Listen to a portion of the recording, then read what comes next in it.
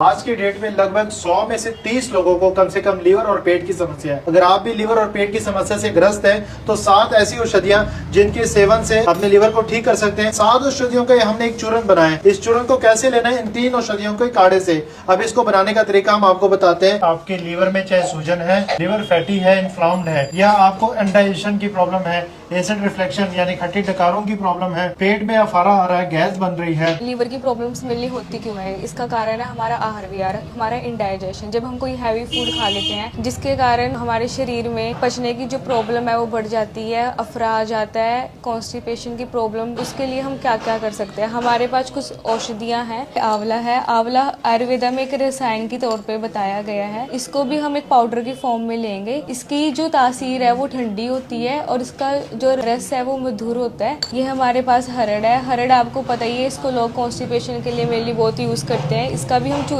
Form कर लेंगे। इसके बाद हमारे पास कुटकी है। कुटकी एक लीवर के लिए वरदान है जिससे हमारे ओटीपीटी एंजाइम्स हैं वो घट जाते हैं। उसके बाद हमारे पास है धनिया। धनिया की जो तासीर है वो ठंडी होती है। इसका जो मुख्य काम है वो दीपन और पाचन में है।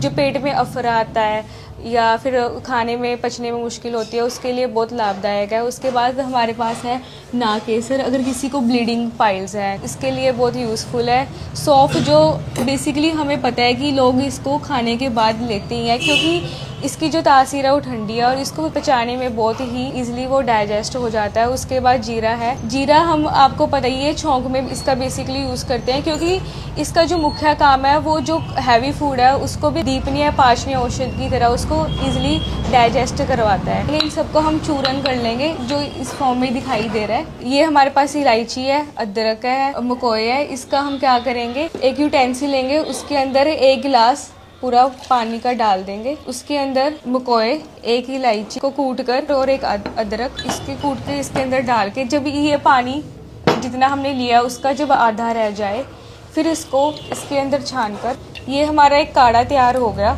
इस काढ़े को इस चूर्ण के साथ लेंगे जिसके कारण जो हमारी प्रॉब्लम है फैटी लीवर इंडाइजेशन उसमें काफ़ी हमें रिलीफ मिलेगा। जिस तरह के मैम ने आपको बताया है कि ये 2 चीजें जो हैं, ये काढ़ा और ये पाउडर, ये जो हमारे पास जड़ियाँ रखी हुई हैं, ये सारी जड़ियाँ आपके पेट और लीवर पे एक अच्छा काम करेंगी। आपको बार बार डकारें आ रही हैं, उससे अगर आप परेशान हैं और कई सारी चीजों को आप ले चुके हैं, आपको आराम नहीं आ रहा, इनके यूज से आप जो भी इन्होंने ये प्रॉब्लम्स बताई इन प्रॉब्लम से छुटकारा पा सकते हैं। अगर आपको इस प्रकार की और भी कोई प्रॉब्लम है लिवर से रिलेटेड या अन्य कोई और परेशानी, चाहे आपके जॉइंट्स में है, लिवर में है, लंग्स में है, आपको सर्वाइकल इशू है, स्पॉन्डिलाइसिस इशू है, स्लिप डिस्क का इशू है, इसी तरीके से आप हमारे साथ जुड़े रहिए। हम आपको बताते जाएंगे कि उन परेशानियों से आप छुटकारा कैसे पा सकते हैं घर बैठे बैठे आयुर्वेदिक जड़ी बूटियों से।